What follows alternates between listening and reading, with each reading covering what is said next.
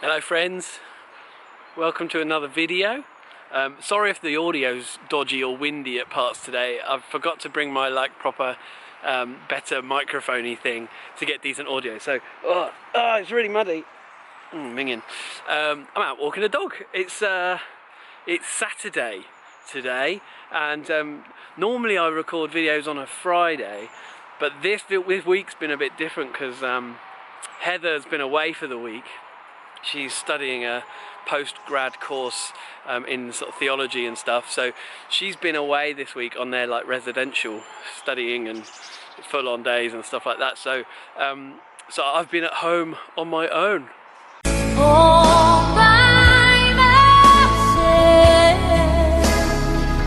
Actually, it hasn't been that bad really. So actually I haven't been at home, it's just that my days of working, I've had to shift them around in order to sort out childcare and things like that. So, which basically, all that to say, this Friday, which is normally my standard filming day, didn't happen because I was working. So today, instead, you're gonna hopefully come along with me and Heather and Jasper on our little Saturday fun adventures that we go on.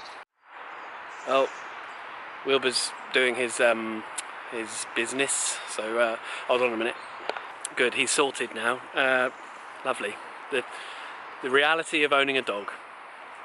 Yeah, so Saturdays normally are our hanging out day. Saturday are our day that is really the only day in the week where Heather and Jasper and I all have the day off together. Not that Jasper works, unless building a train set every morning is work, which is quite taxing. So being our only kind of day off together, we always try and do something vaguely interesting and not just sitting around the house. So I think today the plan is a few things. We're gonna go into our nearby town and we're gonna go to a toy shop, which I think I'm more excited than Jasper is. I don't think he's quite got the whole toys are mega exciting and toy shops are heaven. Do you know what I mean? He hasn't quite got that yet. So so we're going to take him to a toy shop to replace a duplicate toy that he got for Christmas. So that'll be quite fun, seeing what he chooses there. I think we'll probably pop to a cafe, have a little coffee. I can't go out shopping without having a snack at some point. So that is a thing. And then what else? I think we're popping to the range. If you have the range near you, then you'll know why. It's a magical place where you can get all your home stuff mega cheap. Doesn't last very long because it breaks normally, but it's worth having a look. Oh, and then other than that, I'm also going to have to pop to church, which is near the town anyway, so it's fine, just to drop off a kind of preaching illustration that I've worked on for the different preachers that are preaching this weekend. So I'll show you that in a little bit. You'll see that in the video, hopefully.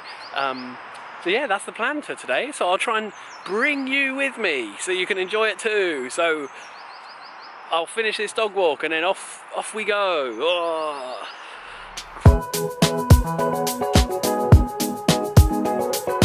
We're in the toy shop. Jasper, what do you like to see in the toy shop? What one would you like? Do you know what sort of a toy you'd like? We're looking for trains, aren't we? Trains?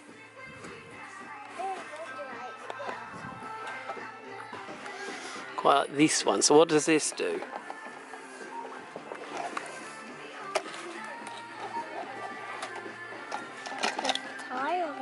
Oh, that's pretty good. Is it good? That one? And here's this. Oh, what's this one called? Do you know? I don't know what that... Jackson Storm.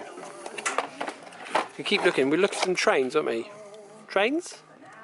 We got it on the boat. Whoa, spinning! We found the trains. You found the trains, Jasper? Counting ticks from the clock. It's a morning till modern. She's finding parts of my face, funny looking and anxious. It's a cruel world before the eyes of these passionate sands. I would use her to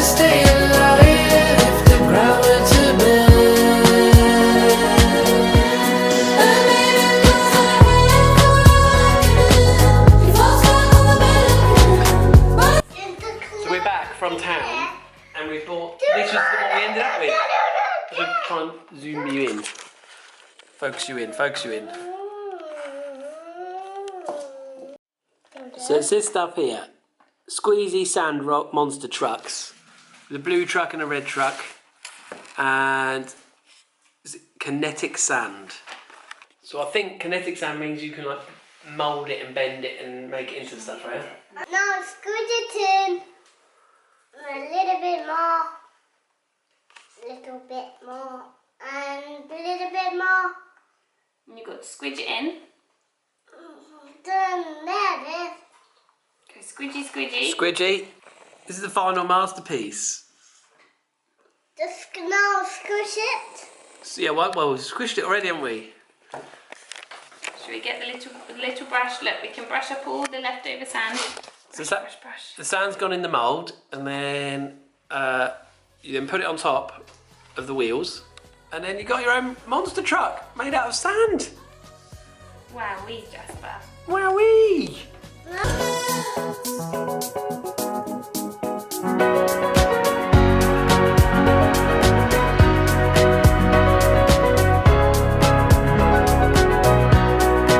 Okay, so cool, yeah, we've been to town and it's getting dark now and Jasper's dinner is cooking. I still, well, part of what we were doing whilst we went to town was I was doing an errand for our church and I've still got to finish it, well, because I thought I'd explain what it is, because basically it's these things here, which are called demi-johns. I don't know if you've heard these things. These are like, when you make wine, you store them in these things. But anyway, this glass demi-johns, we've had to get a few for each site, like, well, one for each site on the mainland that we've got. So we've got a church in Bracknell, in Windsor, and in Farnborough called Blackwater Valley, and Heather leads Blackwater Valley. And she's preaching tomorrow, and the other preachers who are preaching at the other sides want to do this sermon illustration with this demi-john, and so I've basically been preparing it for them. So I've dropped off two of them already, but in a nutshell, what we're doing is we're putting some sand in. We're putting this sand into this demi-john, and basically the illustration, because we'll fill it up with water as well, I won't do that right now, but what we'll do is we're going to fill this with water, and so what the preacher is going to do is get this with water, shake it up, and then it's going to be like a kind of cloudy mess, and then after hopefully 20 minutes, half an hour when they're preaching, all the sand will then settle to the bottom when they are, as they're speaking. So tomorrow in church we're talking about pausing. So we're doing a whole series about prayer and how to pray and all that kind of stuff. And tomorrow we're focusing on the sort of almost the first element of prayer, which is actually stopping. You know, sort of stopping what you're doing, pausing to reflect. Now, this illustration, the whole thing of it is as you shake it up and all the sand will go up everywhere, the whole illustration is basically saying that actually when there's lots of movement in our lives, all the sort of dust is kind of mingling around, and it takes a while to sort of feel like we're able to stop, and when we can stop, it then takes a while for almost the dust to settle, or the sand to settle at the bottom of this, in this case. You know, and actually it takes stopping to do that. And actually when we do stop and when we do pause, we can begin to separate the things that are going on in our lives. We can begin to recognise some of the good stuff that's going on, some of the not so great stuff's going on, and we can begin to think a bit more clearly. I don't know if you're any good at this, pausing and stopping. You know, we're in a world with like your phones and, you know, all the stuff we've got in our lives going on. See, for me, I if I'm honest, I totally understand the importance of pausing. I wish I was better at it.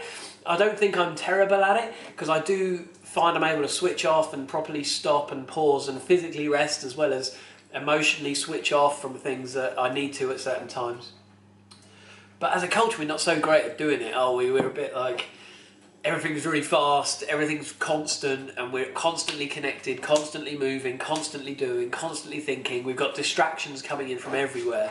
So actually, to stop and pause is really hard. So I want to finish this video really, because I've got to finish dinner and stuff like that.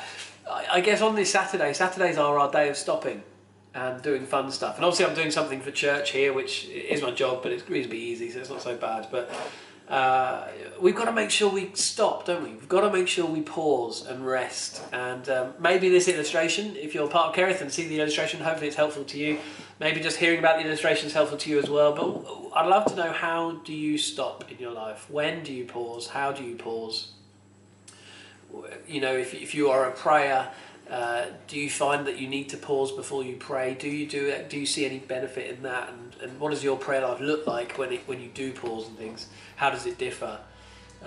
Yeah, just interested to know what your thoughts are on pausing and stopping, and how easy do you find it? So leave a comment below if you've got any thoughts on that. And that little beat means my dinner is ready, so I better go.